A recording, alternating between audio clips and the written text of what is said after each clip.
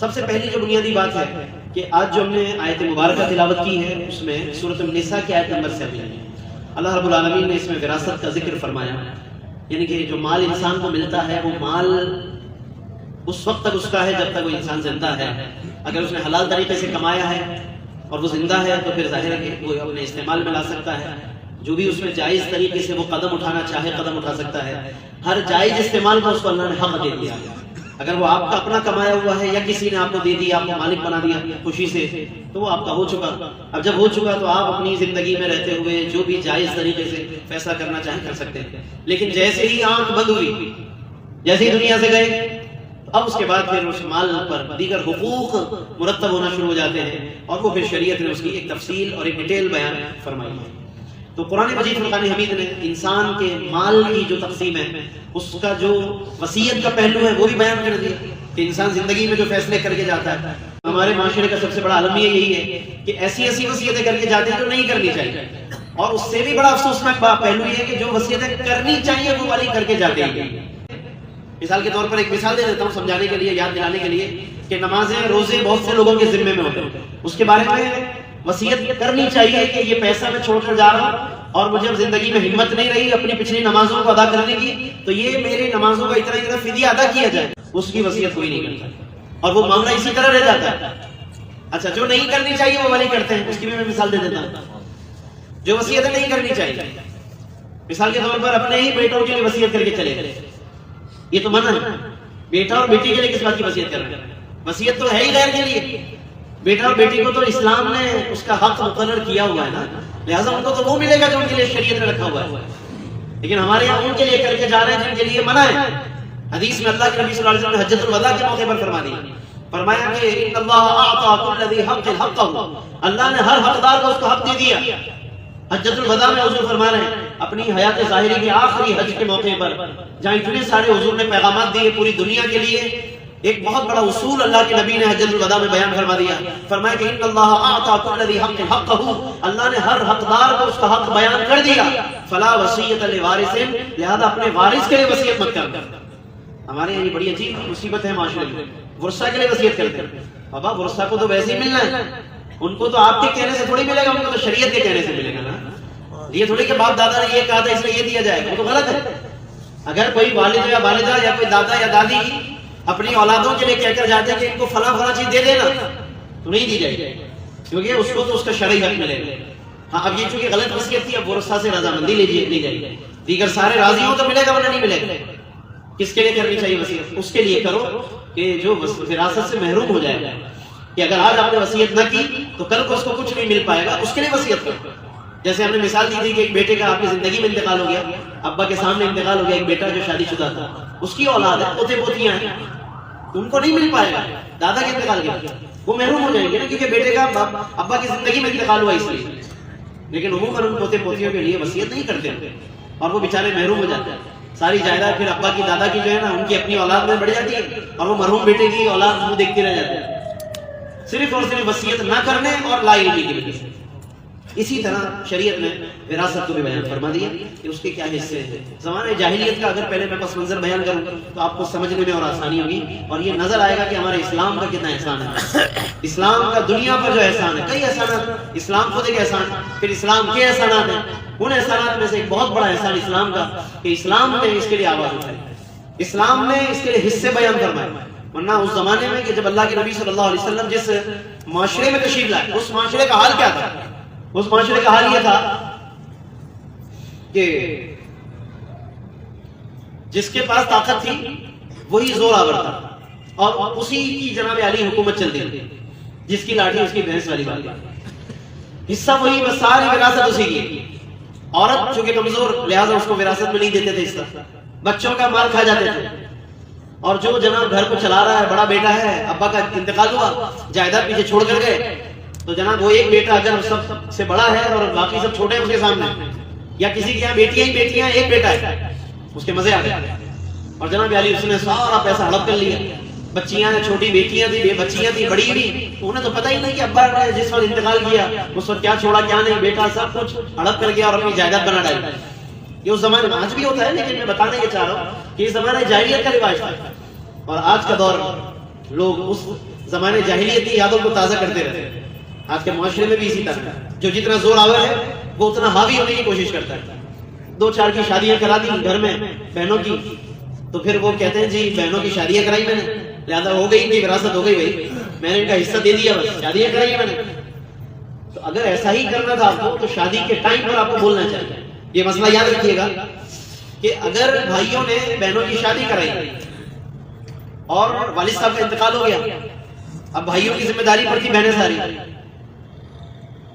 اب وراثت جو والد صاحب نے چھوڑی ہے, جو جائیداد ہے, کاروبار ہے, پیسہ ہے, کیش ہے یا دیگر جو بھی اموال ہیں ان کے مال و متاع ہے, اس کے اندر حصہ تو سب کا ہے, بہنوں کا بھی ہے, بھائیوں کا بھی ہے. لیکن اگر ایک بھائی نے یا دو نے مل کر شادی کرائی ہے تو اس بنیاد پر یہ سمجھنا کہ چونکہ ہم نے شادی کرا دی اس لیے بہنوں کا حصہ ختم ہو گیا, تو یہ غلط بات ہے. ہاں, اس کے اندر اگر آپ کو یہ کرنا ہے تو آپ پہلے سے واضح کریں گے سامنے. جس ٹائم شادی آپ کرا رہے ہیں اس ٹائم بتائیے آپ ان کو کہ بہن جی یہ شادی کا خرچہ اٹھانا ہمارے اختیار میں نہیں ہے, لہذا جو ابا کی جائیداد یا ابا کا چھوڑا ہوا پیسہ ہے ہم اسی میں سے آپ کی شادی کرا رہے ہیں, وہی آپ کی وراثت ہے.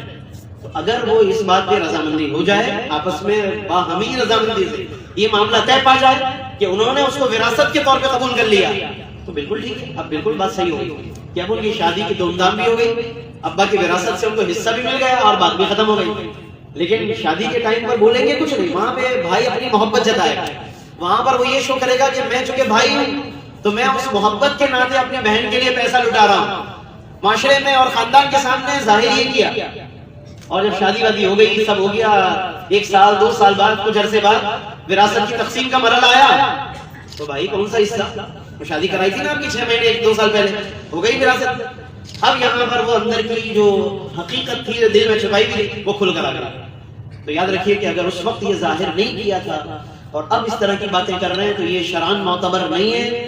وہ شادی وادی جو آپ نے کرائی وہ بس ویسے ہی ایک نیکی کہلائے گی, وراثت میں سے حصہ دینا پڑے گا.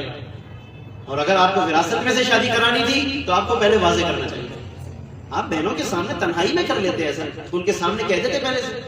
تو ہمارے معاشرے میں یہ بھی ایک بہت بڑی غلطی ہو رہی ہے, اس لیے میں نے آج آپ کے سامنے اس کو واضح ترین لفظوں میں بیان کر دیا تاکہ ایسی غلطی کوئی بھی نہ کرے. شرعاً اس کے ذمے بوجھ رہے گا اس بات کا, بہنوں کو حصہ دینا لازم ہے. جو بھی اللہ رب العالمین نے حصہ مقرر فرمایا اس کے مطابق دینا پڑے گا. اللہ رب العالمین نے قرآن مجید میں اس کو واضح فرما دیا. اللہ فرماتا ہے, آیت آج ہم نے یہی پڑھی ہے سورۃ النساء آیت نمبر 7, فرمایا للرجال نصیب مما ترک الوالدان والاقربون, مردوں کے لیے حصہ ہے اس میں سے کہ جو ماں باپ نے چھوڑا, جو بھی ماں باپ نے مال پیسہ چھوڑا ہے, فرمایا کہ اس میں سے حصہ ہے مردوں کے لیے بھی. والاقربون یا اور قرابت داروں نے کوئی حصہ چھوڑا تو ان کی عورتوں کو ملے گا, مردوں کو ملے گا. پھر آگے الگ سے ایک جملہ اللہ نے بیان کیا عورتوں کے لیے تاکہ کسی کو یہ شبہ نہ رہے کہ عورت کا ذکر جو اللہ نے بند لفظوں میں کیا, نہیں واضح لفظوں میں فرمایا وللنساء نصیب مما ترک الوالدان والاقربون, اور عورتوں کے لیے بھی حصہ ہے اس میں سے کہ جو ماں باپ اور دیگر قرابت دار چھوڑ کر جائیں. مما قل منه او کثر, مال قلیل ہو یا کثیر, یہ بھی اللہ نے کہہ دیا. مال چھوڑا ہو یا زیادہ, یہ نہیں کہ تھوڑا ہے تو کہا اچھا چلو بہن یہ آپ رکھ لو, اور زیادہ ہے تو پھر پوچھا ہی نہیں, یا یہ کہ قلیل تھا تو بھائی نے رکھ لیا اور کہا کہ کسی کو کیا پوچھوں, مجھے ہی کافی نہیں ہے, یہ مجھے ہی پورا نہیں ہے, تو ان شادی شدہ بہنوں کو میں کیا پوچھوں, کیا ان کو بتاؤں, انہیں بتائے بغیر سارا آپس میں بانٹ ٹوٹ کے ختم کر دیا. اللہ فرماتا ہے مما قل منه او کثر, چاہے وہ قلیل ہو یا کثیر ہو, فرمایا کہ نصیبا مفروضہ, اور یہ وہ حصے ہیں کہ جو اللہ رب العالمین نے مقرر فرما دیے ہیں اور اس کو کرنا لازم ہے. پھر ایک حدیث شریف میں آپ کے سامنے بیان کر دیتا ہوں. ویسے تو حدیث ایک تو آ گئی ہے, ایک اور حدیث کہ جس میں رسول پاک صلی اللہ علیہ وسلم نے وراثت کے حصوں کو دبانے والے کے لیے کیا مذمت بیان فرمائی. جو لوگ وراثت کے حصے دبا جاتے ہیں اور صحیح سے حساب اس لیے نہیں کرتے, فتویٰ اس لیے نہیں لیتے کہ اندر خوف ہے کہ فتویٰ لیں گے تو بات کھول کر آ جائے گی, فتوے کی طرف جائیں گے تو پھر کچھ نہ کچھ مجھے دینا پڑے گا, تو اس خوف کی وجہ سے شریعت کی طرف جاتے ہی نہیں. تو کہتے نہیں بھائی فتویٰ وغیرہ نہیں, بس ہمیں پتا ہے کہ ہم نے کہہ دیا یوں ہوگا لہذا یوں ہوگا. یہ بھی بہت سے لوگوں کا اس انداز سے بات کرنے کا طریقہ ہوتا ہے کہ وہ شریعت کی طرف آنا نہیں چاہتے. انہیں معلوم ہے, اندازہ انہیں کہ شریعت کے اعتبار سے دیکھا جائے تو یہاں پر پھر مال تو آدھا ہو جائے گا, یہ آدھا پونا ہو جائے گا, اور پھر اچھا خاصا جو میں گمان کر کے بیٹھا ہوں یا جو میری پلاننگ ہے وہ ساری کی ساری خراب ہو جائے گی. تو اللہ کے نبی صلی اللہ علیہ وسلم نے کیا فرمایا, حضور فرماتے ہیں من قطع میراث وارث, جس نے اپنے وارث کی میراث کو منقطع کیا, کاٹا, حصہ کاٹ دیا, روک لیا, قطع اللہ میراثہ من الجنہ، اللہ جنت سے اس کا حصہ نکال دے گا، یعنی جنت سے نکال دے گا اللہ تعالیٰ۔ اب بتائیں، بندہ پوری زندگی کوشش کرتا ہے کہ میں اللہ کو راضی کروں، صاحب ایمان بن کر جاؤں، ایمان کی دولت لے کر جاؤں، تو ایمان کی دولت تو لے کر گئے، مگر یہ والی دولت آپ جو خرد برد کر کے جا رہے ہیں، اس کی وجہ سے پھر آگے کے معاملات میں انتہائی مشکلات پیدا ہو جائیں گی۔ تو یہ بہت سنگین معاملہ ہے، ہمیں اس کو کسی بھی طرح سے ہلکے انداز میں نہیں لینا چاہیے، بلکہ اس کی باریکیوں کو سمجھنا چاہیے۔ نبی کریم صلی اللہ علیہ وسلم نے احادیث مبارکہ میں علم وراثت، جس کو علم الفرائض کہتے ہیں، اس کا تو نام فرائض ہے، یعنی اس کا مطلب ہے کہ باقاعدہ فرائض کی طرح ہی اتنا اہم علم ہے کہ اس کا نام فرائض ہے، فریضۃ، کیونکہ اس کا حصہ مقرر کر دیا گیا۔ بعض اوقات ایسا ہوتا ہے کہ لوگ اپنے اس حصے میں مقدار سے زیادہ فیصلہ کر کے جاتے ہیں، یا زندگی میں غلط سلط فیصلے کرتے ہیں، یہیں سے اسی تعلق۔ اور اس سے پہلے بچوں اور بھائیوں کی شادیاں کرانے کا مسئلہ آ گیا آپ کے سامنے، کہ بہنوں کی شادیاں جس طرح کروائی جاتی ہیں پھر اس کو حصوں میں گنتے، ایک وہ مسئلہ آپ کے سامنے واضح ہو گیا۔ ایک اس کے علاوہ ایک اور اہم مسئلہ ہے جو اکثر لوگ پوچھتے ہیں، اور وہ ہے زندگی میں وراثت کی تقسیم کے حوالے سے۔ بہت سے ماں باپ ہیں وہ زندگی میں بچوں کے درمیان جائیداد تقسیم کرنا چاہتے ہیں تاکہ انتقال کے بعد جھگڑا ہی نہ رہے ان کے درمیان، تو زندگی میں تقسیم کرنا چاہتے ہیں، اس کا بھی اسلامک طریقہ ہے، اور اس کا طریقہ یہ ہے کہ علماء نے لکھا، قرآن و سنت کی روشنی میں لکھا کہ زندگی کی تقسیم میں ایک بات تو یہ ہے کہ آپ دیں تو سب کو دیں، ایسا نہیں کہ بیٹوں کو دے دیا بیٹیوں کو نہیں دیا، یا ایک بیٹی اور ایک بیٹے کو دیا، باقیوں کو کہا کہ انشاءاللہ چلیں بعد میں دیکھیں گے، بعد میں کوشش کریں گے، اور اس کوشش کے نتیجے میں ہوتا یہ ہے کہ اچانک کسی بھی وقت موت آ گئی، پتہ نہیں چلا اور چلے گئے، اور اس کے بعد وہ جن کو دیا تھا وہ تو ظاہر ہے کہ زندگی میں مالک بن گئے، اور جنہیں نہیں دیا وہ منہ دیکھتے رہ گئے۔ ایسا بھی ہوتا ہے۔ ابھی حال ہی میں میرے پاس ایک فتویٰ یعنی مسئلہ ہے، وہ فتویٰ لکھنے کے لیے اس کے اندر بڑی عجیب و غریب صورت ہے، زندگی کے اندر فیصلہ کرنے کا ایک معاملہ ہے، اور وہ ایسا معاملہ ہے کہ بڑا عجیب و غریب فیصلہ ہے۔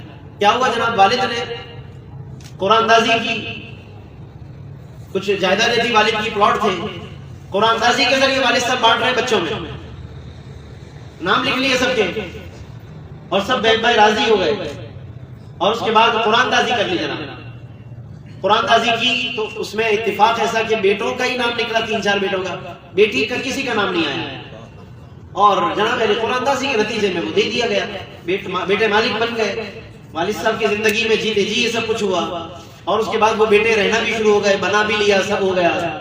اب جب والد کا انتقال ہوا تو اب بیٹیاں یا ان کے شوہر یا ان بیٹیوں کی اولادیں اب کھڑی ہو گئی کہ بھائی یہ قرآن اندازی جو ہوئی وہ بھی غلط ہوئی، شریعت کے بھی خلاف ہوئی، اور اس وقت شریعت کا فتویٰ بھی نہیں لیا گیا، اور یہ سب کچھ بنا لیا اور ہمیں پوچھا تک نہیں کیا، ہمارا حصہ بھی مار لیا، فلاں ہو گیا، یہ ہو گیا۔ یعنی بنیاد کہاں سے چلی کہ والد نے اس وقت جب قرآن اندازی انہوں نے کی تو ایک دفعہ بھی شریعت کو نہیں پوچھا کہ کیا یہ کوئی شریعت طریقہ ہے، یہ کس نے آپ کو کہا کہ اس طرح کی چیزوں میں اتنی بڑی بڑی جائیدادوں کو آپ قرآن اندازی کر کے بانٹ رہے ہیں، یہ کوئی انسانیت کا کوئی طریقہ ہے، کوئی شرعی طریقہ ہے؟ یعنی قرآن اور حدیث اور شریعت کو پوچھے بغیر آپ، چونکہ گھر کے بڑے چودھری ہیں آپ تو اس لیے فیصلے کر رہے ہیں، قرآن اندازی کے ذریعے بانٹ رہے ہیں جائیدادیں۔ یعنی اس قرآن اندازی کے نتیجے میں اگر 2-4 کا نام نکلا، جن 2-4 کا نہیں نکلا وہ کیا کریں گے؟ ابھی تو چلو راضی ہو گئے، وہ کل کو ان کے مسئلے کھڑے ہوں گے، زندگی ہے پوری ان کی، وہ کیا کریں گے؟ پھر کوئی حل نہیں ہے سوائے جھگڑوں کے۔ تو کتنا غلط طریقہ ہے، معاشرے میں ایسا ہوتا ہے، آپ نے بھی شاید کہیں ایسا دیکھا ہو، اور میرے پاس اس طرح کے چونکہ وہاں سوالات آتے ہیں تو اس سے اندازہ ہوتا ہے کہ کیا کچھ تباہی مچی ہوئی ہے معاشرے کے اندر، اور کیسے کیسے ڈرامے ہو رہے ہیں وراثت اور جائیداد کے معاملات میں، شریعت کی رہنمائی لیتے نہیں اور اس طرح کی چیزیں پیچھے چھوڑ کے جاتے ہیں۔ اب وہ جناب فتوے کے لیے کیس آیا ہوا ہے، اب فتویٰ لے رہے ہیں، اس وقت جب والد صاحب زندہ تھے ایک دفعہ بھی فتویٰ لینے کوئی نہیں آیا، حالانکہ ان کی موجودگی میں کر لیتے زیادہ بہتر ہوتا، یا جس ٹائم پر قرآن اندازی کا یہ ڈرامہ کر رہے تھے اس ٹائم پوچھنے ہوتے، اس ٹائم بھی نہیں آئے۔ اب جب سب بنا لیا، عمارتیں کھڑی ہو گئی، بچیوں بیٹیوں کی اولادیں بڑی ہو گئی، اب آمنے سامنے جناب مورچہ بندی ہو گئی، لڑائی پوری عروج پر ہے، اب جی مفتی صاحب فیصلہ کریں۔ یعنی ہمیں یہ سمجھا ہوا ہے کہ پہلے پورا میدان گرم کر لیں، لڑائی کے لیے اسلحہ اور ہتھیار تان لیں، اب آپ حضرت کی انٹری ہوگی اس میں، اور آپ پھر اس پہ فیصلہ فرمائیں گے، تو آپ مطلب یہ کہ اس معاملے کو آپ دیکھیں اور آپ حل کریں۔ کتنی عجیب بات ہے اور افسوسناک صورتحال ہے، مطلب یہ میں ایک درد دل ہے وہ میں بیان کر رہا ہوں یہ دکھ ہے کہ اس وقت معاشرہ کس ابتر حالت صورتحال کا شکار ہے. تو قرآن مجید فرقان حمید نے بہت خوبصورت رہنمائی اور احادیث میں ہر طرح کی رہنمائی بیان فرما دی. تو اس لیے زندگی کی تقسیم میں ایک بات تو یہ یاد رکھیے کہ سب کو دے. یہ قرآن دازی یا کچھ اور اپنی طرف سے منمانیاں کر کے ایک کو دیا ایک کو نہیں دیا، فلاں کو دیا فلاں کو نہیں دیا، اور اسی طرح دنیا سے آپ چلے گئے اور ایک جھگڑا چھوڑ کر گئے، یہ غلط ہے.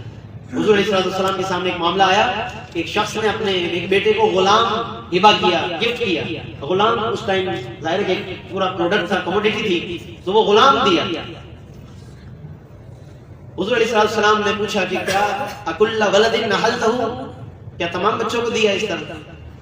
کہا نہیں. کہا فرمایا پھر اس سے بھی واپس ہو. حضور فرما رہے ہیں اکل ولد نحلتہ، کیا تمام بچوں کو دیا؟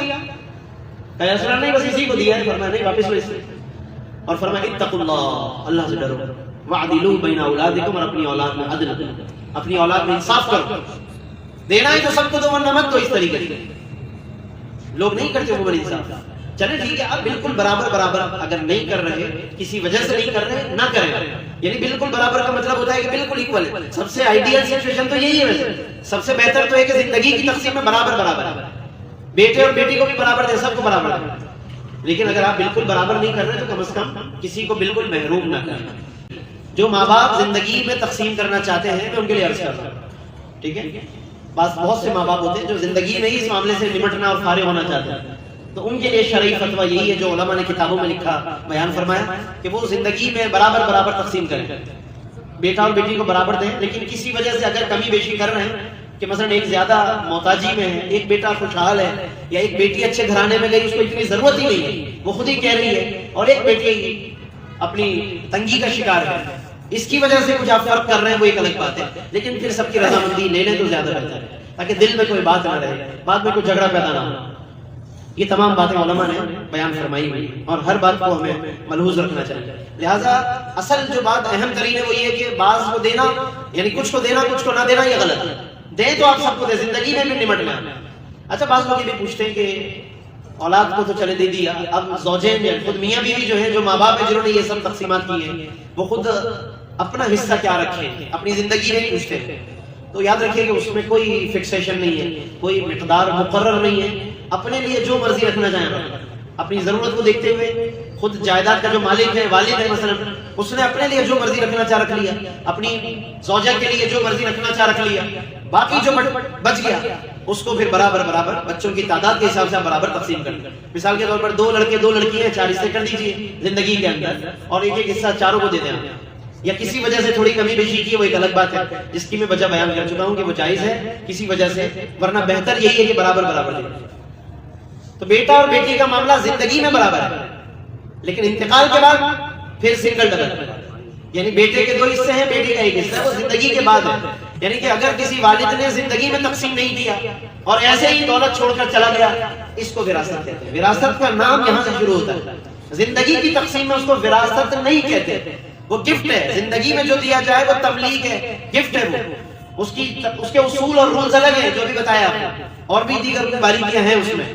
لیکن جو زندگی کے بعد تقسیم ہوگا، جو آپ چھوڑ کر گئے، کوئی فیصلہ نہیں کیا آپ نے، وہ اللہ کے قانون کے مطابق تقسیم ہوگا. اسی قانون کو قانون وراثت کہتے ہیں، اسی قانون کو قانون میراث کہتے ہیں، جس کو نبی کریم صلی اللہ علیہ وسلم نے احادیث میں بہت زیادہ اہمیت کے ساتھ بیان فرمایا. حضرت عبداللہ ابن مسعود کہتے ہیں رضی اللہ عنہ کہ رسول اللہ صلی اللہ علیہ وسلم نے فرمایا، سنن دارمی کی حدیث ہے یہ، فرمایا تعلموا العلم وعلموه الناس، علم سیکھو اور لوگوں کو سکھاؤ. یہ مطلب علم، کوئی سا بھی علم سیکھو، پڑھے لکھے بنو، بغیر علم کے زندگی نہ گزارو. یہ اللہ کی اتنی بڑی نعمت ہے، جیسے کھانے پینے کے بغیر زندگی نہیں ہو سکتی، علم کے بغیر مت جیو. فرمایا تعلموا العلم، علم سیکھو، وعلموه الناس، اور لوگوں کو سکھاؤ. آگے فرمایا تعلموا الفرائض، وراثت کا علم بھی سیکھو. الگ سے دیکھیں تمام علوم کا ایک ذکر کیا، اس میں سارے علوم آ گئے تھے، لیکن وراثت بھی اندر آ گیا، مگر پھر بھی حضور نے الگ سے بیان کیا. فرمایا تعلموا الفرائض، علم الفرائض سیکھو، وراثت اور حصوں کا علم سیکھو. وعلموه الناس، اور اس کو لوگوں کو سکھاؤ. تعلموا القرآن وعلموه الناس، قرآن سیکھو، لوگوں کو سکھاؤ. فإني امرؤ مفقود، فرمایا کہ میں دنیا سے جانے والا ہوں، میں دنیا سے جانے والا ہوں، میں چلا جاؤں گا. والعلم سيقبض، اور علم بھی اٹھا لیا جائے گا. والعلم سينقص، علم کم ہوتا رہے گا. وتظهر الفتن، فتنے ظاہر ہوں گے. اللہ کے نبی کتنا پہلے فرما رہے ہیں، اور آج کے دور میں ہم گزر رہے ہیں، فتنوں کا دور ہے. حضور فرما رہے ہیں کہ علم کم ہوتا رہے گا، گھٹتا رہے گا. وَتَظْهَرُ الْفِتَنُ، اور فتنے ظاہر ہوں گے. حتیٰ یختلف اثنان فی فریضۃ، حتیٰ کہ جائیداد کے مسئلے میں دو آدمیوں میں اختلاف ہوگا. لا یجدان احدا یفصل بینہما، اور ایسا وقت بھی آئے گا کہ کوئی ان کو مسئلہ بتانے والا نہیں ہوگا، کوئی ان کو وراثت کی تقسیم صحیح بتانے والا نہیں ملے گا. لہذا فرمائے بڑھاؤ، پھیلاؤ اس علم کو، سکھاؤ لوگوں کو. آج یہ موضوع اسی لیے منتخب کیا گیا تاکہ کم از کم آج کی اس محفل میں ہم ظاہر پورا علم وراثت تو بیان نہیں کر پائیں گے، لیکن آج کی اس محفل کے ذریعے ہم صرف احساس دلانا چاہتے ہیں، ہم ایک شعور بیدار کرنا چاہتے ہیں کہ ہماری زندگی کے اندر کتنی بڑی کوتاہی ہے کہ نہ تو ہم خود سیکھتے ہیں، نہ سکھاتے ہیں یعنی اپنی اولادوں کو، اور نہ شرعی کوئی فتویٰ لیتے ہیں، اور نہ شرعی مسئلہ معلوم کرتے ہیں. اس کے حوالے سے بہت سی غلط فیصلے کر کے دنیا سے چلے جاتے ہیں. تو یہ حدیث شریف دوستوں بہت زیادہ اہم ہے اس حوالے سے کہ رسول اللہ صلی اللہ علیہ وسلم نے خود اس کی اہمیت بیان فرمائی. ایک اور حدیث حضرت ابو ہریرہ رضی اللہ تعالیٰ عنہ اس کے راوی ہیں کہ رسول اللہ صلی اللہ تعالیٰ علیہ وسلم نے بیان فرمایا، یا ابا ہریرہ، اے ابو ہریرہ، تعلموا الفرائض، فرائض کا علم سیکھو، یعنی وراثت کا علم سیکھو. وعلموہ، اور اس کو سکھاؤ. فإنہ نصف العلم، فرمایا کہ کیونکہ یہ نصف علم ہے، یعنی باقی جتنے علوم ہیں وہ نصف، اور تنہا وراثت کا علم نصف ہے. نصف کا مطلب آدھا. آج ہم دنیا میں جو کچھ سیکھتے ہیں یہ آدھا ہے، پورا ایک مکمل آدھا ہے علم وراثت. ہم نہ جانے کس کس کو کل علم سمجھ بیٹھے ہیں، اور ہم سمجھتے ہیں بہت کچھ ہم نے سیکھ لیا، بہت کچھ پڑھ لیا، اور پتہ نہیں کیا کیا کر لیا. اللہ کے نبی تمام علوم کو ایک پلے میں رکھ رہے ہیں، اور تنہا وراثت کے علم کو ایک پلے میں رکھ کر فرماتے ہیں یہ فإنہ نصف العلم، یہ نصف علم ہے. اور آگے فرمایا وَهُوَ يُنْسَى، اور یاد رکھنا فرمایا کہ وَهُوَ يُنْسَى، یہ علم بھلا دیا جائے گا. یہ بار بار بات آ رہی ہے حدیث میں، یہ علم اٹھا لیا جائے گا، یا مفہوم عرض کر رہا ہوں، یہ علم بھلا دیا جائے گا. اور آگے فرمایا وَهُوَ أَوَّلُ شَيْءٍ يُنْزَعُ مِنْ أُمَّتِي، سب سے پہلا علم جو میری امت سے اٹھایا جائے گا وہ یہ ہے. یہ یاد رکھیے گا، سب سے پہلا علم جو میری امت سے اٹھا لیا جائے گا، اور میری امت غافل ہو جائے گی اس سے. پچھلی حدیث میں آپ نے سنا کہ دو بندے بھی جھگڑیں گے وراثت کے معاملے میں، اور کوئی فیصلہ کرنے والا نہیں ملے گا. ایسا بھی وقت آئے گا. تو ابھی تو خیر ہم اس دور سے گزر رہے ہیں کہ جس میں الحمدللہ اس کے جاننے والے موجود ہیں، اہل علم موجود ہیں، کتابیں موجود ہیں، اس کے کورسز موجود ہیں، اور اس طرح کی نشستیں آپ کو میسر ہیں. تو ہم اپنی زندگی کے اندر شریعت کے اس علم کو اہمیت دیں، اس کو سیکھیں، اس کو حاصل کریں، اور رسول پاک صلی اللہ تعالیٰ علیہ وسلم کی ان احادیث کے مطابق اس کی جو اہمیت ہے اس کو سمجھنے کی کوشش کریں. حضرت عمر فاروق رضی اللہ تعالیٰ عنہ کا فرمان، قال عمر، حضرت عمر فرماتے ہیں تعلموا الفرائض، فرمایا کہ علم الفرائض اور علم الوراثت کو سیکھو. فإنها من دینکم، کیونکہ یہ تمہارے دین کا حصہ ہے، یہ تمہارے دین کا حصہ ہے. اسی طریقے سے حضرت ابو موسیٰ اشعری جو یمن کے گورنر تھے، حضرت ابو موسیٰ اشعری جو یمن کے گورنر تھے، حضرت عمر فاروق رضی اللہ تعالیٰ عنہ نے باقاعدہ ان کو خط لکھا. فرمایا کہ اذا تحدثتم فحدثوا بالفرائض، جب بھی آپس میں بات چیت کرنے بیٹھو تو علم میراث کی باتیں چھیڑ دیا کرو. حضرت عمر فاروق یہ تربیت کر رہے ہیں، اپنے گورنر کو کہہ رہے ہیں. فرمایا کہ جب آپس میں بیٹھو بات چیت کیا کرو تو علم میراث کی باتیں کیا کرو، علم وراثت اور حصوں کی یعنی شرعی معلومات، شرعی باتیں کیا کرو کہ شریعت اس کے بارے میں کیا کہہ رہی ہے. تو یہ اس کا مطلب یہ ان تمام روایتوں کو دوستوں بیان کرنے کا مطلب یہ ہے کہ ہمارے اندر اس کی دلچسپی ہونی چاہیے اور ہمیں معلومات ہونی چاہیے. قرآن مجید کی آیتیں واضح ہیں جو آپ کے سامنے بیان کی گئی. سورۃ النساء کی خاص طور پر بہت سی آیتیں ہیں کہ جن میں اللہ رب العالمین نے اس کو بیان کیا. ایک بنیادی بات، ایک تو میں نے آپ کے سامنے یہ بیان کیا کہ زندگی میں تقسیم کرنے کے کیا اصول ہیں، اور کسی کو محروم کرنا کیا کہلاتا ہے، اور کسی کا حصہ منقطع کر دینا، یا بہنوں کی شادیاں کرا دی اور پھر حصہ چھوڑ دیا، یا والد نے اس طرح سے تقسیم کیا کہ کچھ کو دیا کچھ کو نہیں دیا. یہ تمام چیزیں تو آپ کے سامنے آ گئی اور آپ نے ان تمام مسائل کو بھی سماعت فرما لیا. ایک اور بڑا اہم مسئلہ ہمارے معاشرے کے اندر وہ ہے آپ کرنے کے حوالے سے. جی ابو نے فلاں کو آپ کر دیا. اسی طرح خود والد بھی بعض اوقات لوگ جو شرعی مسئلہ پوچھتے ہیں تو وہ یہ کہتے ہیں میں اپنے فلاں بیٹے کو جائیداد سے آپ کرنا چاہتا ہوں. یہ آپ کرنے کی بہت سے لوگ پوچھتے ہیں کہ شریعت میں کیا حیثیت ہے. پہلے تو یہ سمجھ رہے کہ آپ کرنا ہوتا کیا ہے، اور لوگ اس میں کتنی بڑی غلطی کا شکار ہیں.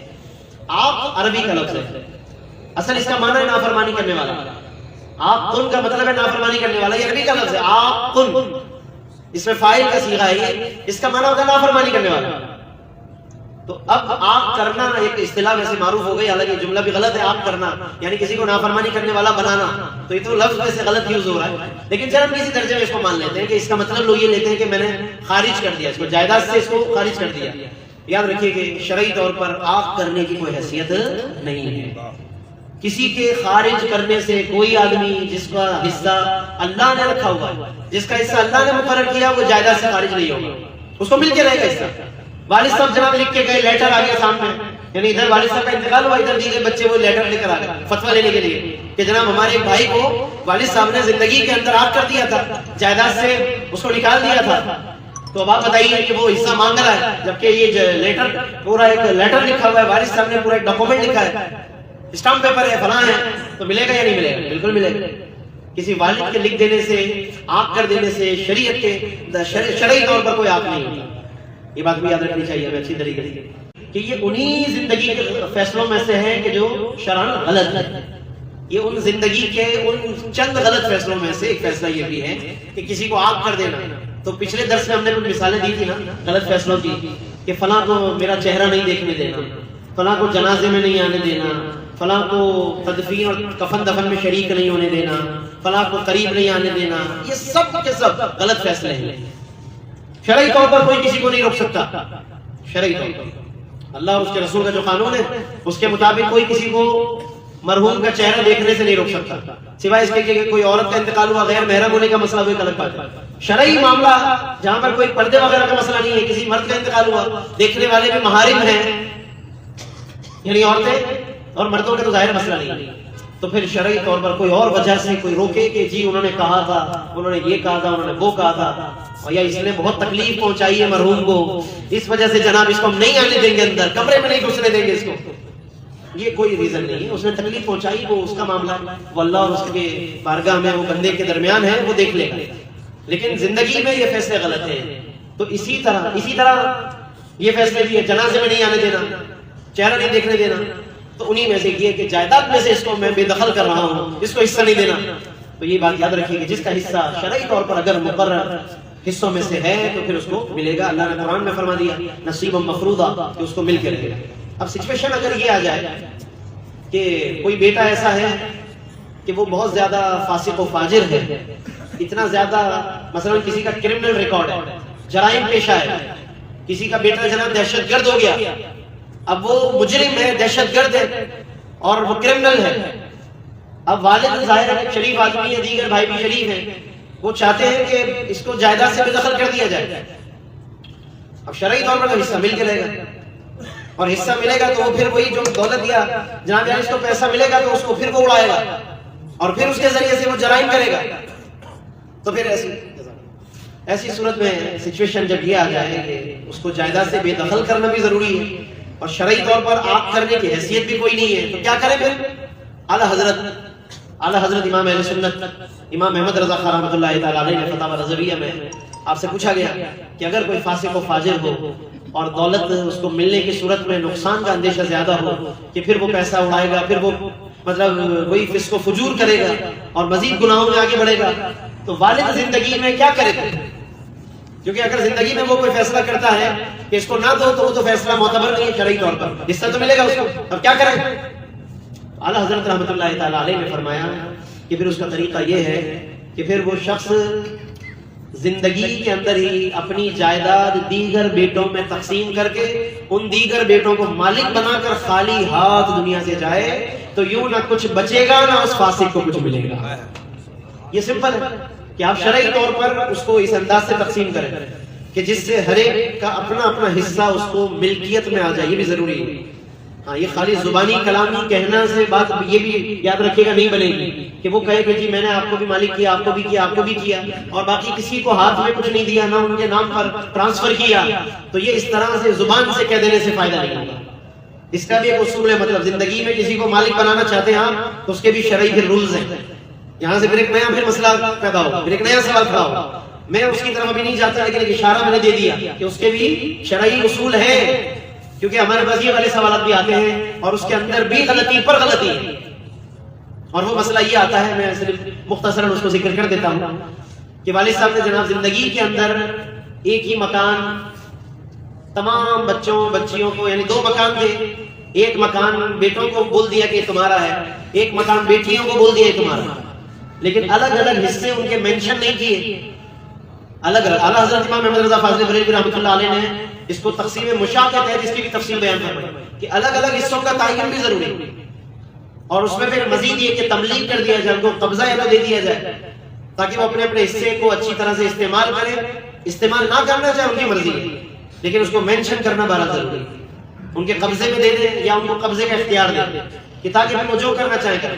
یہ ہبہ تام کہلاتا ہے، یعنی ایک ایسا گفٹ کہ جو اب مکمل ہو گیا، اس سے تقسیم ان کی ملکیت میں، تقسیم کا فائدہ ہوگا، چیز ان کی ملکیت میں جائے گی، ورنہ پھر فائدہ نہیں۔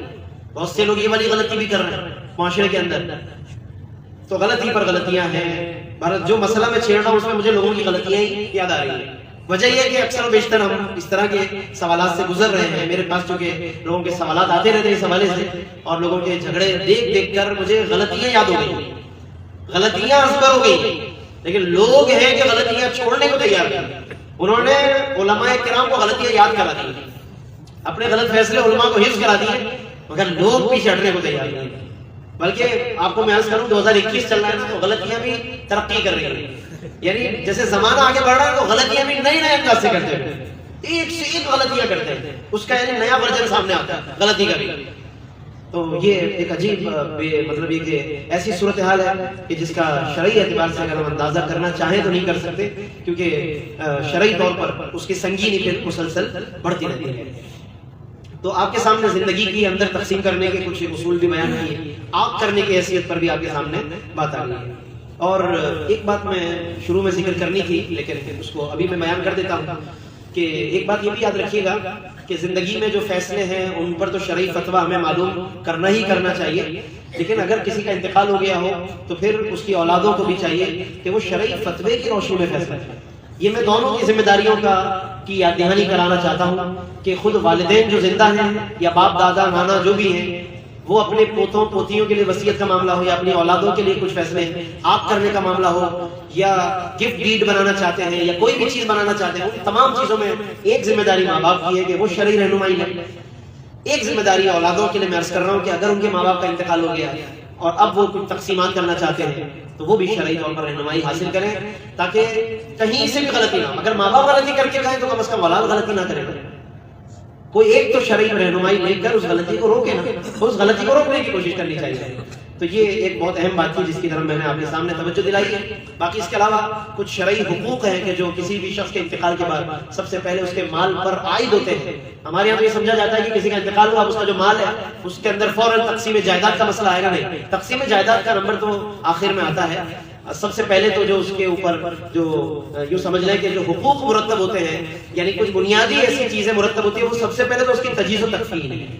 انسان کا کفن دفن کا جو خرچہ ہے وہ خود شرعی طور پر اللہ نے ورثہ پہ نہیں ڈالا ہے، یہ بات بھی یاد رکھیے گا۔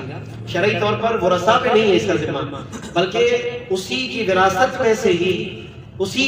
میں سے ہی وہ خرچہ آپ پورا کر سکتے ہیں۔ یعنی اگر وقتی طور پر ورثہ نے خرچہ کیا بھی ہے اور پھر وہ بعد میں وصول کرنا چاہتے ہیں تو کر سکتے ہیں، یہ بات یاد رکھیے۔ کفن دفن کے جو معاملات ہیں حد اعتدال میں رہتے ہیں، شرعی جو جتنا خرچہ ہے بس شرعی خرچہ جتنا ایک ضروری مناسب خرچہ ہوتا ہے سنت کے دائرے میں رہتے ہوئے تو وہ خرچے، کیونکہ بعض اوقات تو کچھ اضافی بھی ہے نا جو لوگ اپنی طرف سے کرتے ہیں۔ کفن دفن کی بات کر رہا ہوں، فاتحہ وغیرہ کی نہیں، فاتحہ وغیرہ تو ٹوٹل ہے ہی لوگوں کی اپنی مرضی کا معاملہ، وہ تو لوگ اپنے ہی پیسوں سے کریں، کسی کے پاس پیسے نہیں ہے تو وہ پھر وہ اپنے حصے میں سے کرے، جتنا حصہ اس کا مرحوم کی جائیداد میں سے بنتا ہے پھر وہ اس میں سے کرے۔ بعض لوگ فاتحہ کا بھی سارا پیسے الگ کر لیتے ہیں وراثت میں سے کہ جناب یہ تو 40ویں کا ہو گیا، یہ تو برسی فاتحہ سویم 40ویں کا پیسہ الگ کر کے پھر باقی جائیداد بانٹ رہے ہوتے ہیں۔ اس میں بالغ حضرات جتنے بھی ہوں ان کی رضامندی ہو تو ٹھیک ہے، ورنہ نہیں۔ نابالغ کا تو حصہ پورا رکھنا پڑے گا، گزشتہ درس میں ہم یہ بتا چکے ہیں۔ تو کفن دفن کا خرچہ بھی اللہ نے ورثہ پہ نہیں ڈالا بلکہ مرحوم کے پیسوں میں سے آپ کر سکتے ہیں یا بعد میں وصول کر سکتے ہیں۔ بہت سے لوگ ماشاءاللہ ایسے بھی ہیں کہ جو زندگی میں اس حوالے سے اپنا پیسہ الگ متعین کر کے جاتے ہیں، کہہ کر جاتے ہیں کہ بیٹا یہ پیسے رکھ رہا ہوں، یہ میرے کفن کے لیے ہے، قبر کے لیے ہے، فلاں کے لیے ہے، یہ پیسہ بالکل الگ کر رہا ہوں، اس کو اسی مد میں تم خرچ کر دینا۔ تو یہ ٹھیک ہے کہ وہ پیسہ انہوں نے خود الگ کر لیا ہے اور اسی کے مطابق ان کا چھوڑا ہوا پیسہ تجہیز و تکفین میں خرچ ہو جائے گا۔ اس کے بعد دوسرے نمبر پر معاملہ آتا ہے دوسرے نمبر پر معاملہ آتا ہے قرض کا. مرحوم کے ذمہ جو قرض تھے تو ان قرضوں کو ادا کیا جائے گا. اسی لیے ہم نے بیان کیا تھا کہ قرض کی اچھی طرح سے وصیت کرنی چاہیے, قرضوں کو ظاہر کرنا چاہیے. ایک قرض ایسا ہے اگر کہ وہ خفیہ رکھ کر آپ چلے گئے اور کل کو وہ لوگ آ گئے مانگنے کے لیے تو ورثہ میں اور ان میں جھگڑا ہو گیا, یہ بھی غلط ہے. اس لیے قرض کو کسی کو بھی آپ اس کا باخبر بنائیے, اپنا رازدار بنائیے اور اس کو باقاعدہ لکھ کر اسٹیمپ کر کے آپ اچھی طرح واضح طور پہ جائیے تاکہ کوئی بات میں پریشانی نہ ہو. تو تجہیز و تکفین کا خرچہ, قرض کی ادائیگی, پھر اس کے بعد وصیت کا معاملہ آتا ہے. وصیت اگر کی ہے وہ جائز وصیت ہے, اپنے ورثہ کے لیے نہیں, وہ تو غلط وصیت ہے نا ورثہ کے لیے. جائز وصیت کا مطلب شریعت کے دائرے میں وصیت ہے کہ فلاں کو دے دینا, اور وہ فلاں بھی ایسا ہے کہ اس کا شرعی طور پر حصہ نہیں بن رہا تھا تو اس کے لیے وصیت کرنا صحیح. جیسے مرحوم بیٹے کے اولادوں کے لیے جو بار بار مثال دے رہا ہوں تو ان کے لیے وصیت کرنا صحیح ہے. اسی طرح اور دور کے رشتہ دار ہیں جنہیں اس میں سے حصہ نہیں مل پائے گا اور وہ ان کو تنگ دستی کی وجہ سے ضرورت بھی ہے تو ان کو ان کے لیے وصیت کر سکتے ہیں. 1/3 تک یہ نافذ ہوگی, 1/3 تک, 1/3 تک شریعت میں وصیت کا نفاذ ہوتا ہے تو وصیت نافذ ہوگی. تجہیز و تکفین, قرض, وصیت, ان تینوں سے نمٹنے کے بعد پھر وراثت کی تقسیم. ان تینوں کے بعد چوتھے نمبر پر ورثہ کا نمبر آتا ہے. تو ایسا نہیں ہے کہ پہلے ہی ورثہ کھڑے ہو جائیں مال پر آ کر اور باقی تمام چیزیں پیچھے کر دیں. ایسا تو یہ ہر ایک ترتیب ہے, یہ بھی ہمیں بنیادی طور پر معلوم ہونی چاہیے. شرعی مسائل کو ہمیں سیکھنا چاہیے.